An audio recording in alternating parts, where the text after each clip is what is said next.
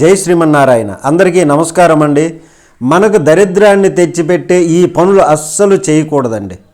ఈ పనుల విషయంలో ప్రతి ఒక్కరూ కూడా చాలా జాగ్రత్త వహించాలి. ఇట్లాంటి పొరపాట్లు అసలు చేయకండి.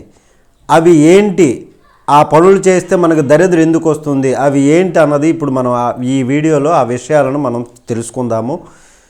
ఈ వీడియోలోకి వెళ్ళే ముందు ఈ వీడియోను చూడండి చివరిదాకా. అలాగే లైక్ చేయండి, షేర్ చేయండి, జై శ్రీమన్నారాయణ అని కామెంట్ చేయండి, సబ్స్క్రైబ్ చేయండి. మొట్టమొదటిది, భోజనం చేసిన తరువాత స్నానం చేస్తారు చాలామంది. భోజనం చేసిన తర్వాత మాత్రం స్నానం ఎట్టి పరిస్థితుల్లోనూ చేయకూడదండి. అలాగే మంచం మీద కూర్చొని భోజనం అసలు చేయకూడదు. మంచం మీద కూర్చొని టిఫిన్లు కానీ, భోజనం కానీ, స్నాక్స్ కానీ ఇట్లాంటివి చేస్తారు. అట్లాంటివి అసలు చేయకూడదు. టీ కానీ, కాఫీ కానీ మంచం మీద కూర్చొని కానీ, పడుకొని కానీ ఆ పనులు చేయకూడదండి. అలాగే కుర్చీ మీద కూర్చొని ఆ విధంగా చేయండి, లేదా కిందన కూర్చుంటే చాలా ప్రశాంతంగా శుభ్రంగా ఉంటుంది. పిల్లలు చూస్తుండగా తల్లిదండ్రులు గొడవ పడకూడదు. అలాగే డబ్బులు లెక్కించేటప్పుడు ఉమ్మి పెట్టి లెక్కించకూడదండి. లేచిన వెంటనే పాచిముఖంతో చాలామంది అద్దం దగ్గరికి వెళ్ళిపోతారు. అలా లేచిన వెంటనే పాచిముఖంతో ముఖం కడుక్కోకుండా అద్దం దగ్గరికి వెళ్ళొద్దండి, మంచిది కాదు.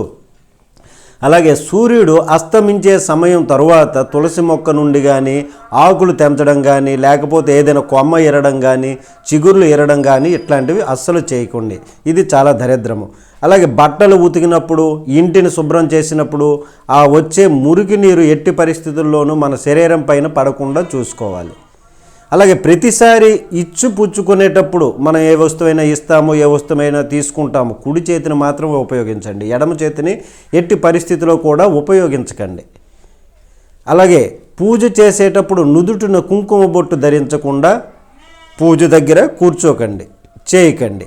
అట్లాంటిది చాలా పొరపాటు. అలాగే చీకటిలో భోజనం చేసేస్తారు చాలామంది. చీకటిలో భోజనం చేయకండి. సంధ్యా సమయంలో అసలు నిద్రపోకూడదండి.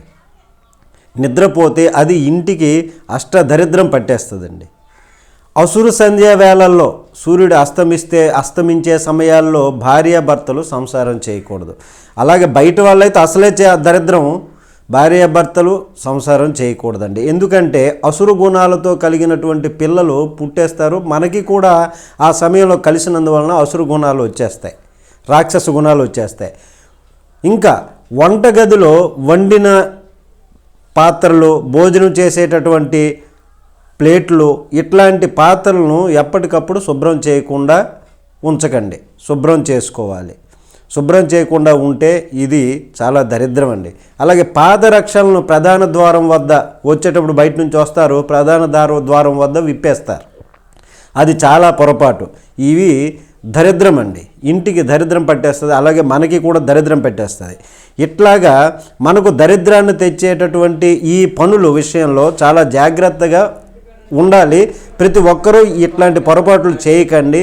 దీన్ని అందరూ కూడా అర్థం చేసుకొని ఈ పొరపాట్లు చేయకుండా ఉండి సుఖంగా ఉండాలని కోరుకుంటున్నాము. సర్వే జన సుఖినో భవంతు. జై శ్రీమన్నారాయణ.